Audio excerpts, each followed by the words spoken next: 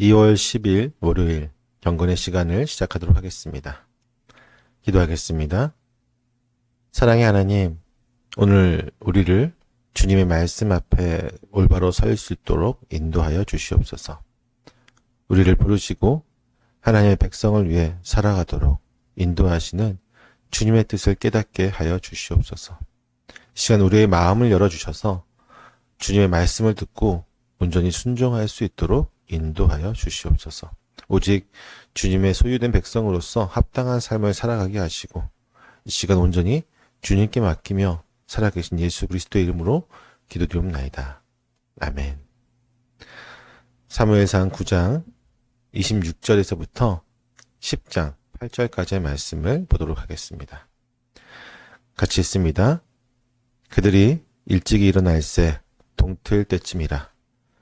사무엘이 지붕에서 사울을 불러 이르되 일어나라, 내가 너를 보내리라 하매 사울이 일어나고 그 두 사람 사울과 사무엘이 함께 밖으로 나가서 성읍 끝에 이르매 사무엘이 사울에게 이르되 사환에게 우리를 앞서게 하라 하니라. 사환이 앞서감으로 또 이르되 너는 이제 잠깐 서 있으라, 내가 하나님의 말씀을 내게 들려주리라 하더라. 이에 사무엘이 기름병을 가져다가 사울의 머리에 붓고 입맞추며 이르되 여호와께서 내게 기름을 부으사 그의 기업의 지도자로 삼지 아니하셨느냐. 내가 오늘 나를 떠나가다가 베냐민 경계 셀사에 있는 라헬의 묘실 곁에서 두 사람을 만나리니 그들이 내게 이르기를 내가 찾으러 갔던 암나기들을 찾은지라. 내 아버지가 암나기들의 염려는 놓았으나 너희로 말미암아 걱정하여 이르되 내 아들을 위하여 어찌하리요 하더라 할 것이요. 내가 거기서 더 나아가서 다볼 상수리 나무에 이르면 거기서 하나님을 배우려고 베델로 올라가는 세 사람을 만나리니 한 사람은 염소 새끼 셋을 이끌었고 한 사람은 떡 세 덩이를 가졌고 한 사람은 포도주 한 가죽 부대를 가진 자라. 그들이 내게 문안하고 떡 두 덩이를 주겠고 너는 그의 손에서 받으리라. 그 후에 내가 하나님의 산에 이르리니 그곳에는 블레셋 사람들의 영문이 있느니라. 내가 그리로 가서 그 성읍으로 들어갈 때에 선지자의 무리가 산당에서부터 비파와 소고와 저와 수금을 앞세우고 예언하며 내려오는 것을 만날 것이요. 내게는 여호와의 영에 크게 임하리니 너도 그들과 함께 예언을 하고 변하여 새 사람이 되리라. 이 징조가 내게 임하거든 너는 기회를 따라 행하라. 하나님이 너와 함께 하시느니라. 너는 나보다 앞서 길갈로 내려가라. 내가 내게로 내려가서 번제와 화목제를 드리리니 내가 내게 가서 내가 행할 것을 가르칠 때까지 7일 동안 기다리라. 아멘. 동이 트기 전 새벽 사무엘은 사울을 깨웠습니다. 일어나 그를 데려다 주기 위해서였습니다. 전날부터 사울과 함께했던 사무엘은 이제 그를 조용한 곳으로 데려갑니다. 사울은 아직도 혼란스러웠을 것입니다. 그저 잃어버린 암나기를 찾기 위해 나섰던 길이었는데 이제는 이스라엘의 왕으로 기름 부음을 받게 된다는 이야기를 들었게 되었습니다. 그러나 이 순간 사울보다도 더 깊은 생각에 잠긴 사람은 사무엘이었을 것입니다. 그는 오랫동안 이스라엘의 사사로서 또한 선지자로서 백성들을 다스려왔고 하나님께서 친히 이 백성을 인도하신다는 사실을 확신하며 살았습니다. 하지만 이제 백성들은 왕을 요구했습니다. 그들의 마음이 하나님보다 사람을 의지하려고 하는 것을 알면서도 하나님께서는 사울을 왕으로 세우겠다고 말씀하셨기 때문입니다. 사울의 마음은 이러한 이유로 매우 복잡하였을 것입니다. 과연 이 젊은 사울이 하나님의 말씀을 따라 이 백성을 올바르게 다스릴 수 있을까? 혹은 그도 다른 나라의 왕들처럼 자신의 권력을 위해 살지는 않을까?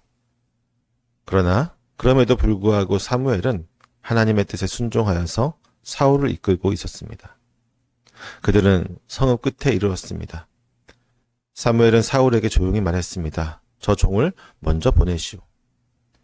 사울이 그 종을 먼저 앞서가게 하자 사무엘은 이제 본격적으로 하나님의 말씀을 전하려고 합니다. 이제 사울은 더 이상 평범한 사람이 아닙니다. 하나님께서 친히 주님의 소유된 백성을 위해 그를 세우시는 것입니다. 그러나 사울이 정말 하나님의 뜻대로 살아가는 그 길을 걸어갈 수 있을지는 아직 정확히 알 수 없었습니다. 사무엘은 마지막 순간까지 이 젊은 왕에게 하나님의 뜻을 새기려고 합니다. 사환을 먼저 보낸 사무엘은 사울의 머리에 기름을 붓고 다음과 같이 선언합니다. 여호와께서 내게 기름을 부으사 그의 기업의 지도자로 삼지 아니하셨느냐. 하나님은 왕을 요구한 이스라엘 백성들에게 왕이 그들을 다스릴 가운데 그들의 것을 빼앗고 강제로 부역을 시킬 것이라고 경고하셨지만 그렇게 되도록 그냥 보고만 계시지는 않으셨습니다. 왕이 하나님의 소유된 백성을 위해 세워졌다는 사실은 하나님께서는 왕을 자신의 권위를 내세우기 위한 존재로 세우신 것이 아니라 그분의 백성을 돌보고 인도하도록 부르셨다는 것을 의미합니다. 이스라엘의 왕직은 세상의 왕과는 분명히 달랐습니다. 고대 근동의 왕들은 보통 자신의 권력을 강화하고 나라를 자신의 소유로 삼았지만 이스라엘의 왕은 하나님의 백성을 위한 총직이었습니다. 하나님께서 이스라엘을 친히 다스리시기에 왕은 단순한 통치자가 아니라 하나님의 뜻을 이루는 도구로 부르심 받은 것입니다. 하나님께서 우리를 선택하시고 부르시는 건 역시 우리의 유익을 위해서가 아니라 그분의 백성을 섬기고 그분의 뜻을 이루도록 하기 위해서였습니다. 우리는 하나님의 소유된 자로서 우리의 삶을 우리 자신을 위해 사용하는 것이 아니라 하나님과 그분의 백성을 위해 헌신해야 합니다. 또한 하나님이 우리에게 주신 직분과 사명은 우리의 명예를 위한 것이 아니라 하나님의 백성을 위해 그들을 섬기도록 주어진 것입니다. 이처럼 사울의 기름 부음 사건은 하나님의 백성을 위한 부르심이란 전제가 깔려 있는 것입니다. 사울은 사무엘에게 기름 부음을 받은 이후에 여전히 그가 왕이라는 것이 어떤 의미를 갖고 있는지 잘 알지 못했습니다. 기름을 부었다고 해서 당장 왕이 되는 것도 아니고 왕으로서 무엇을 해야 하는지도 막막했을 것입니다. 아마도 그는 내가 정말 이 역할을 감당할 수 있을까라는 의문이 있었을 것입니다. 하지만 하나님은 사울이 스스로 확신을 가지도록 3가지 징표를 주십니다. 하나님께서 그를 부르시고 그를 세우셨음을 분명히 보여주는 증거입니다. 첫 번째 징표는 개인적인 염려에서 벗어나도록 하는 징표였습니다. 사울은 길을 가다 2사람을 만나게 될 것이고 그들은 사울에게 암나귀가 이미 찾아졌다고 알려줄 것이었습니다. 사울은 원래 잃어버린 암나귀를 찾기 위해 길을 나섰지만 이제는 왕이 될 사람이 되었습니다. 그의 관심사는 더 이상 자기의 가정의 문제가 아니라 하나님의 백성을 돌보는 것이 되어야만 합니다. 이것은 오늘날 우리에게도 중요한 문제입니다. 우리가 하나님의 부르심을 받았을 때 우리는 더 이상 우리의 걱정과 문제에만 묶여 있을 수 없습니다. 하나님께서는 우리를 하나님의 일꾼으로 부르셨고 우리의 시선은 우리의 필요가 아니라 하나님의 백성과 그분의 뜻을 향해야만 하는 것이죠. 2번째 징표로서 그는 왕의 역할이 소유하는 것이 아니라 받는 것이라는 의미를 알게 됩니다. 사울은 베델로 가는 3사람을 만나게 되었습니다. 한 사람은 염소 새끼를, 한 사람은 떡 3덩이를, 또 한 사람은 포도주 가죽 부대를 가지고 있었습니다. 이들 중 한 사람이 사울에게 떡 2덩이를 건네줄 것입니다. 여기서 중요한 것은 사울이 스스로 떡을 요구한 것이 아니라 그들이 자발적으로 떡을 준다는 것입니다.